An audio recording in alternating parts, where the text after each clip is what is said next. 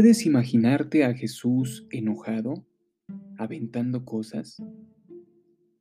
Y si eso habría sucedido alguna ocasión, ¿qué provocaría su enojo? ¿Será acaso el enojo de Jesús como nuestro enojo? Muy buenos días, una vez más te doy la bienvenida a este espacio de reflexión que se llama No te rindas, hay buenas noticias. Soy el pastor Juan Rodea y el día de hoy veremos esta interesante porción donde Jesús está realmente molesto.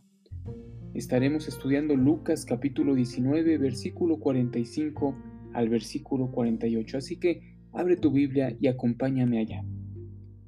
En el contexto de este pasaje, recuerda que Jesús acababa de entrar a la ciudad de Jerusalén por última vez y entrando en el templo, comenzó a echar fuera a todos los que vendían y compraban en él, diciéndoles: escrito está, mi casa es casa de oración, pero ustedes la han hecho cueva de ladrones.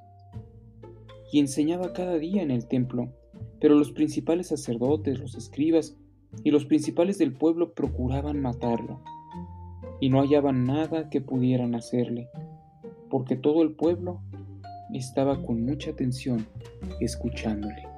Amén. Bueno, algunas cosas que podemos analizar de esta historia. Jesús estaba entrando en el templo.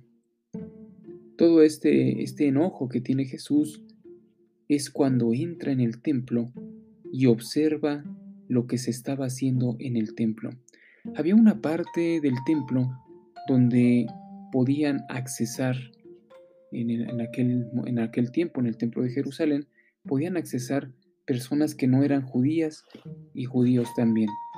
Y en esa parte del patio del templo es donde estaba sucediendo todo esto, ¿verdad? Había vendedores de animales y había cambistas de dinero. Pero, ¿qué representaba el templo de Jerusalén para Jesús y para ellos en aquel momento? Para eso debemos recordar lo que dice Éxodo, capítulo 25, verso 8. Dios había mandado hace muchísimo tiempo, en el tiempo de Moisés, había mandado que se construyera un tabernáculo. Es decir, el verso 8 dice, será un santuario para él y habitará o tabernaculará en medio de ellos. Habitará, estará su presencia misma de Dios en medio de su pueblo. El tabernáculo entonces era una especie de tienda de campaña grande, una tienda móvil, ¿verdad? Pero era un santuario donde descendía la presencia misma de Dios. Más adelante en la historia, el rey David quiso construirle un templo a Dios, un templo ya fijo, un lugar hecho de piedra, que no se pudiera trasladar, un lugar fijo cuando pues ya estaban instalados en la tierra prometida, pero Dios no se lo permitió a David. Sin embargo, Dios le dijo que su hijo Salomón sería quien construiría aquel templo. Y bueno, esto es un poco de la historia del templo de Jerusalén. Salomón construye el templo, ya un lugar de piedra, un lugar hermoso, grande, majestuoso, como nunca se había construido ese lugar. Sin embargo, hay más historia, ¿verdad? Pero lo que queremos rescatar de esta historia es que el templo, el tabernáculo y el templo era el lugar donde Dios pues se manifestaba su presencia misma, ¿verdad? Donde descendía la presencia misma de Dios para estar entre los hombres. Era el templo.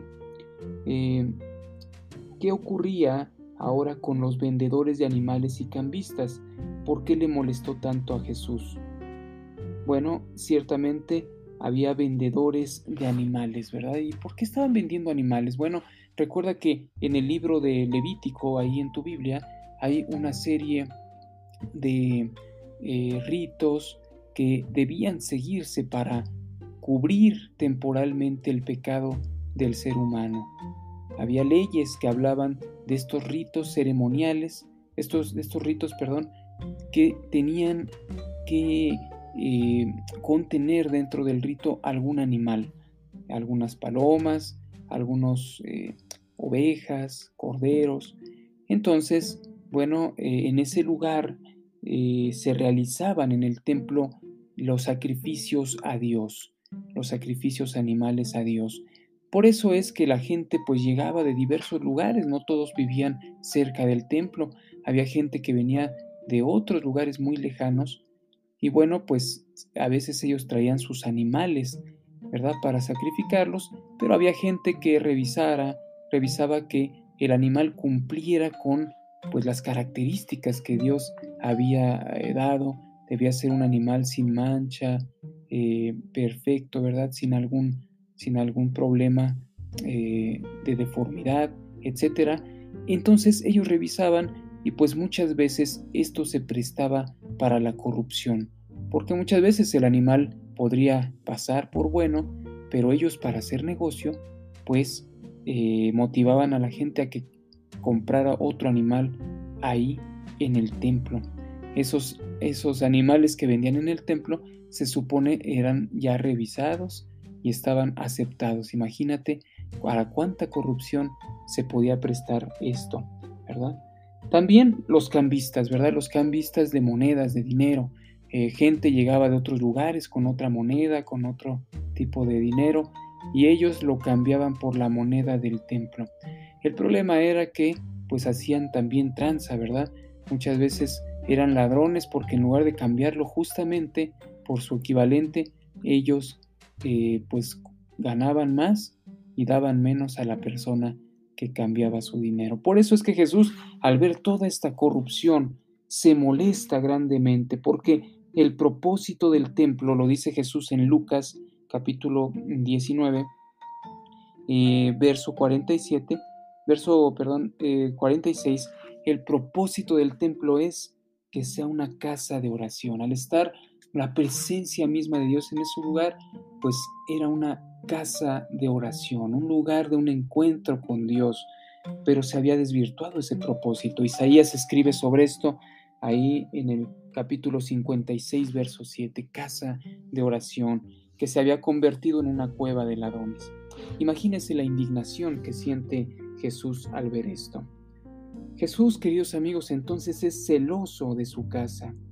Su ira no es un enojo egoísta o un capricho o un desquite como muchas veces lo es nuestra ira, sino más bien es una indignación.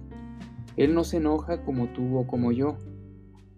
Él cuando se enoja, de hecho, no peca.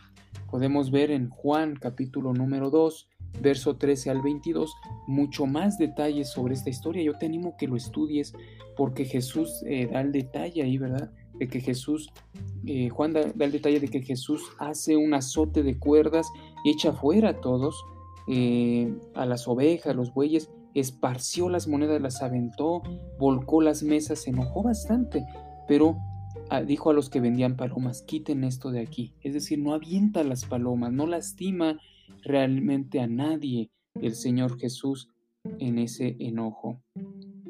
Él está celoso, el celo de tu casa me consume, dice ahí en Juan capítulo número 2, verso 12, verso 13 al 22. Bien, hermanos y amigos, el consejo del día es el siguiente.